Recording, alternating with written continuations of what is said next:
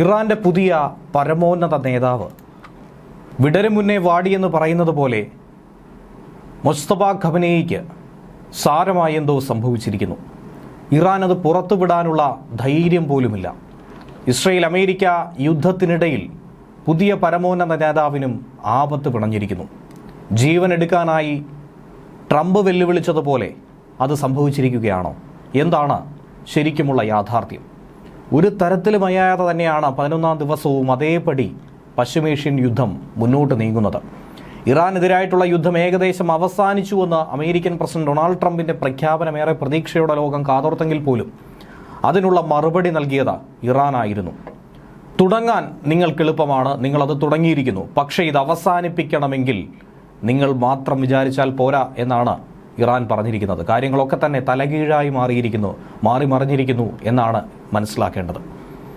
യുദ്ധത്തിൻ്റെ അവസാനം തങ്ങൾ നിർണ്ണയിക്കുമെന്നാണ് Iran revolutionary guard corps തിരിച്ചടിച്ചിരിക്കുന്നത്. ഇതിനിടയിൽ തന്നെയാണ് ഇറാന്റെ പുതിയ പരമോന്നത നേതാവിനെക്കുറിച്ചുള്ള വാർത്തകളും ഏറെ ആശങ്കയായി ഇറാനിൽ പ്രചരിക്കുന്നത്. പുതിയ നേതാവായി പ്രഖ്യാപിച്ച മുസ്തഫ ഖമനേയിക്ക് ഒരു യുദ്ധത്തിനിടയിൽ പരിക്ക് സംഭവിച്ചിരിക്കുന്നു. അമേരിക്ക ഇസ്രയേൽ സംയുക്ത ആക്രമണത്തിനിടയിലാണ് ആയത്തുള്ള അലി ഖമനേയി കൊല്ലപ്പെട്ടത്. അതിന് പിറകെയാണ് അദ്ദേഹത്തിൻ്റെ മകനായ മുസ്തഫ ഖമനേയിയെ പരമോന്നത നേതാവായി പ്രഖ്യാപിച്ചത്.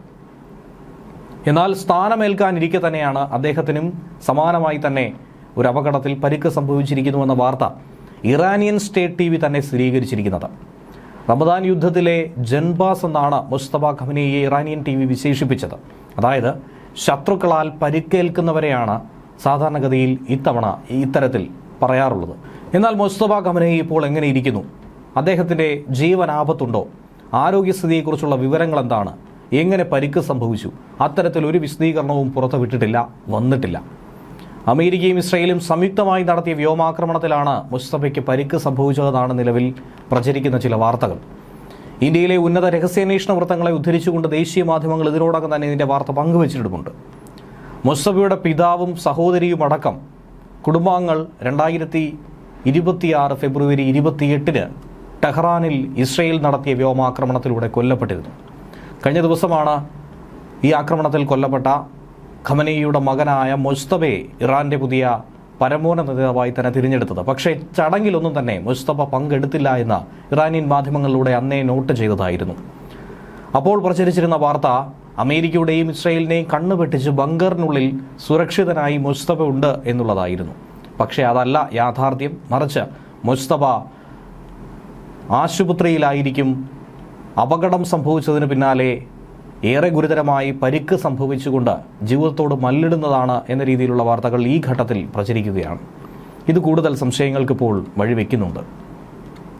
88 പുരോഹിതന്മാരുൾപ്പെട്ട പണ്ഡിത സഭയാണ് 56-കാരനായ മുസ്തഫയെ ആ പദവിയിലേക്ക് തിരഞ്ഞെടുത്തത്.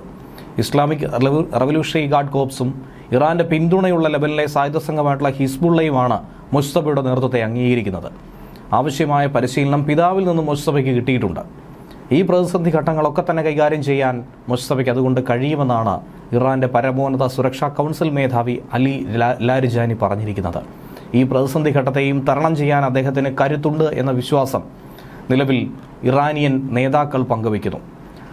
1979 ഷാ ഭരണത്തെ തകർത്ത ഇസ്ലാമിക വിപ്ലവത്തെ തുടർന്ന് ഇറാന്റെ ആദ്യ പരമോന്നത നേതാവും ആത്മീയ ആചാര്യനുമായി റൂഹുള്ള ഖമേനി അധികാരത്തിലേറി. അദ്ദേഹം 1989 മരിച്ചു. പിൻഗാമിയായി ആയത്തുള്ള അലി ഖമനേയിയുടെ രംഗപ്രവേശം 30 വർഷക്കാലത്തോളം. ഖമനേയിയേക്കാൾ ഏറെ അപകടകാരിയാണ് ഖമനേയിയുടെ മകനായ മുസ്തഫ എന്നുള്ള സംസാരം ഇറാനിൽ പൊതുവെ ഉയർന്നു കേൾക്കാറുള്ളതാണ്. മുസ്തഫയെ തിരഞ്ഞെടുത്തതിന് പിന്നാലെ തന്നെ ഖമനേയിയുടെ അനുകൂലികൾ ടെഹ്റാനിൽ ആഹ്ലാദ പ്രകടനം നടത്തിയതും കണ്ടു.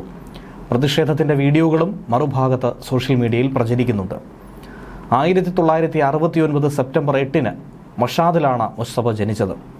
1987 ഇറാൻ റവല്യൂഷണറി ഗാർഡ് കോർപ്സിൻ്റെ ഭാഗമായി മാറി. 17-ാം വയസ്സിൽ ഇസ്ലാമിക് റവല്യൂഷണറി ഗാർഡ് കോർപ്സിൽ ചേർന്ന അദ്ദേഹം ഇറാഖ് യുദ്ധത്തിൽ പങ്കെടുത്തിട്ടുണ്ട്. സൈന്യത്തിനുള്ളിൽ അദ്ദേഹത്തിന് വലിയ സ്വാധീനമുണ്ട്.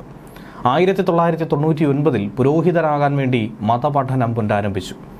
ഷിയ മുസ്ലിം വിഭാഗത്തിൻ്റെ പ്രധാന കേന്ദ്രമായിട്ടുള്ള ഖൂമിലെ സെമിനാരിയിൽ നിന്നാണ് മതപഠനം പൂർത്തിയാക്കിയത്. തുടർന്ന് ദൈവശാസ്ത്ര അധ്യാപകനായി. ഇത് ഇറാന്റെ മതപരമായ നേതൃസ്ഥാനത്തേക്ക് വരാൻ അദ്ദേഹത്തിന് അർഹത കൊടുത്തു. ഔദ്യോഗിക പദവികളൊന്നുമില്ലെങ്കിൽ പോലും പിതാവിന്റെ ഓഫീസിൽ നിർണായക തീരുമാനങ്ങൾ എടുക്കുന്നതിൽ മുസ്തഫയ്ക്ക് ഏറിയ പങ്കുണ്ട് എന്നാണ് ജനസംസാരം. 2005 പ്രസിഡന്റ് തിരഞ്ഞെടുപ്പിലും തുടർന്ന് നടന്ന വിവിധ പ്രക്ഷോഭങ്ങളെ അടിച്ചമർത്തുന്നതിലുമൊക്കെ മുസ്തഫയുടെ ഇടപെടലുകൾ ഉണ്ടായിരുന്നു എന്നുള്ളത് യാഥാർത്ഥ്യമാണ്. 2008 ഖമനേയിയുടെ ഓഫീസിലെ ഡെപ്യൂട്ടി ചീഫ് ഓഫ് സ്റ്റാഫായി ചുമതല ഏറ്റെടുത്ത് തൊട്ടടുത്ത വർഷം ഇറാൻ റവല്യൂഷണറി ഗാർഡ്സിന്റെ പാരാമിലിറ്ററി വിഭാഗമായിട്ടുള്ള ബാസിജിന്റെ നിയന്ത്രണം മുസ്തഫയുടെ കൈകളിലാക്കി. 2019 മുസ്തഫയ്ക്ക് അമേരിക്ക ഉപരോധം ഏർപ്പെടുത്തി. ഇറാന്റെ ആണവ പദ്ധതിയെ നിയന്ത്രിക്കാൻ പാശ്ചാത്യ രാജ്യങ്ങൾ ശ്രമിക്കുമ്പോൾ അവരുമായി ഇടപെടാൻ ശ്രമിച്ച പരിഷ്കരണവാദികളെയൊക്കെ മുസ്തഫ ശക്തമായി എതിർത്തിട്ടുണ്ടായിരുന്നു. ഖമനേയിയുടെ ഭരണകാലത്ത് സുരക്ഷാ സേനകളെയും ബിസിനസ് സാമ്രാജ്യത്തെയും ഒക്കെ തന്നെ നിയന്ത്രിച്ച മുസ്തഫ മിനി പരമോന്നത നേതാവെന്ന നിലയിൽ ഏറെ അറിയപ്പെട്ടു. ഭരണകൂട അനുകൂല റാലികളിൽ പങ്കെടുത്തിരുന്നെങ്കിൽ പോലും വളരെ അപൂർവമായിട്ടാണ് മുസ്തഫ പൊതുവേദികളിൽ സംസാരിച്ചിട്ടുള്ളത്. അതേസമയം മുസ്തഫയെ പറ്റി പല കഥകളും മറ്റു പല രീതിയിലും വ്യാഖ്യാനിക്കപ്പെടുന്നുണ്ട്. ലോകമെമ്പാടും കോടിക്കണക്കിന് ഡോളറിന്റെ ആസ്തി ഇദ്ദേഹത്തിനുണ്ടെന്നാണ് പുറത്തുവരുന്ന റിപ്പോർട്ട്. സ്വിസ് ബാങ്ക് അക്കൗണ്ടുകൾക്ക് പുറമെ ജർമ്മനി, സ്പെയിൻ എന്നിവിടങ്ങളിൽ ഹോട്ടലുകളും ബിസിനസ് സംരംഭങ്ങളും ഒക്കെ തന്നെ ഇയാൾക്കുണ്ട് എന്ന് കരുതുന്നു. ശതകോടീശ്വരന്മാർ താമസിക്കുന്ന ലണ്ടനിലെ ബിഷപ്പ് അവന്യൂവിൽ മുസ്തഫയ്ക്ക് സ്വന്തമായി വസതികളുണ്ടെന്ന് പറയുന്നു. ഏകദേശം $138 മില്യൺ വില മതിക്കുന്ന ആഡംബര വീടടക്കം ഇതിൽ ഉൾപ്പെടുന്നു. ഗൾഫ് രാജ്യങ്ങളിലും വടക്കേ അമേരിക്കയിലുമായി ഒക്കെ വ്യാപിച്ചു കിടക്കുന്ന വലിയൊരു സാമ്പത്തിക ശൃംഖലയെ അദ്ദേഹം നിയന്ത്രിക്കുന്നു. അതുകൊണ്ട് തന്നെ ലോകം ഉറ്റുനോക്കുന്ന പലവിധ വിഷയങ്ങൾ കൂടിയുണ്ട്. ഖമനയുടെ കടുത്ത നിലപാടുകൾ പിന്തുടരുന്ന ഒരാൾ വീണ്ടും അധികാരത്തിൽ വരുന്നത് പാശ്ചാത്യ രാജ്യങ്ങൾക്കും ഇസ്രയേലിനും ഒരു ഭീഷണി തന്നെയാണ്. പ്രത്യേകിച്ച് ഇസ്ലാമിക് റവല്യൂഷണറി ഗാർഡ് കോപ്സുമായി മുസ്തഫയ്ക്കുള്ള അടുത്ത ബന്ധം അത് പശ്ചിമേഷ്യയിലെ സൈനിക നീക്കങ്ങളിലൊക്കെ തന്നെ വലിയ മാറ്റങ്ങൾ സംഭവിച്ചേക്കും. ഇറാനിൽ പരമോന്നത നേതാവ് തിരഞ്ഞെടുക്കപ്പെടുന്നത് അസംബ്ലി ഓഫ് എക്സ്പേർട്സ് വഴിയാണ്. 88 അംഗങ്ങൾ, ജനങ്ങൾ തിരഞ്ഞെടുക്കുന്ന മതപണ്ഡിതന്മാരുടെ സഭ. 37 വർഷം ഇറാനെ നയിച്ച പരമോന്നത നേതാവ് ആയത്തുള്ള അലി ഖമനേയിയെ യുദ്ധത്തിന്റെ ആദ്യ ദിനമായ ഫെബ്രുവരി 28 ഇസ്രായേൽ അമേരിക്ക ചേർന്ന് വ്യോമാക്രമണത്തിലുള്ള വകവരുത്തിയത് തന്നെയാണ് ഒരു നാഴികക്കല്ലായി ഇതിൽ മാറിയത്. പിതാവിൽ നിന്നും ഇപ്പോൾ മകനിലേക്ക് അധികാരം. വിപ്ലവാനന്തര ഇറാന്റെ ചരിത്രത്തിൽ ആദ്യമായിട്ടാണ് ഇങ്ങനെയൊരു നീക്കം. ഇത് രാജ്യത്തിനകത്ത് തന്നെ പ്രതിഷേധങ്ങൾക്ക് കാരണമാകുമോ എന്നത് ഒരു ഭാഗത്ത് കണ്ടറിയാം. അതുപോലെ തന്നെ രണ്ടാം ആഴ്ചയിലേക്ക് യുദ്ധം കടക്കുമ്പോൾ അതിൻ്റെ സാമ്പത്തിക പ്രത്യാഘാതങ്ങളെക്കുറിച്ച് പലരും ചോദ്യം ഉന്നയിക്കുന്നുണ്ട്. ലോകമെമ്പാടും അതിൻ്റെ അലയൊലികളുണ്ട്. ഈ സംഘർഷം ഇനിയും നീണ്ടു നിന്നാൽ ഇന്ധന വിലയടക്കം കുത്തനെ ഉയരുമെന്നുള്ളത് ഉറപ്പായ കാര്യമാണ്. ഇത് ആഗോള സാമ്പത്തിക വളർച്ചയിലും സാധനങ്ങളുടെ വിലയിലുമൊക്കെ പ്രകടമാകുമെന്നാണ് സാമ്പത്തിക വിദഗ്ധർ പറയുന്നത്.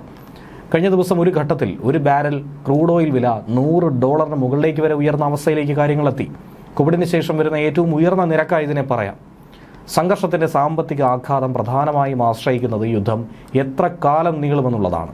ഇപ്പോൾ തന്നെ ഹോർമുസ് കടലിടുക്ക് വഴി നടക്കുന്ന എണ്ണവാതക കപ്പൽ ഗതാഗതം തടസ്സപ്പെടുന്നു. ലോകത്തെ വലിയൊരു വിഹിതം എണ്ണ വിതരണം പോകുന്നത് ഈ കടലിടുക്കിലൂടെയാണ്. അതുകൊണ്ട് തന്നെ ഈ തടസ്സം ഇനിയും നീണ്ടു നിന്നാൽ വിപണികൾക്കൊക്കെ ഉണ്ടാക്കുന്ന ആഘാതം ഏറെ വലുത് തന്നെയാണ്. എണ്ണവില ഉയരുന്നത് ആഗോള സമ്പദ് വ്യവസ്ഥയ്ക്ക് വലിയ ആഘാതം ഏൽപ്പിക്കുമെന്ന കാര്യത്തിൽ തർക്കമില്ല. അമേരിക്കയെയും യുദ്ധം വലിയ രീതിയിൽ തന്നെ ബാധിച്ചു. ഇന്ധനവില ഉയർന്നതോടെ അമേരിക്കയിലെ ജനങ്ങൾക്കും വലിയ തിരിച്ചടി ഉണ്ടായിരിക്കുന്നു.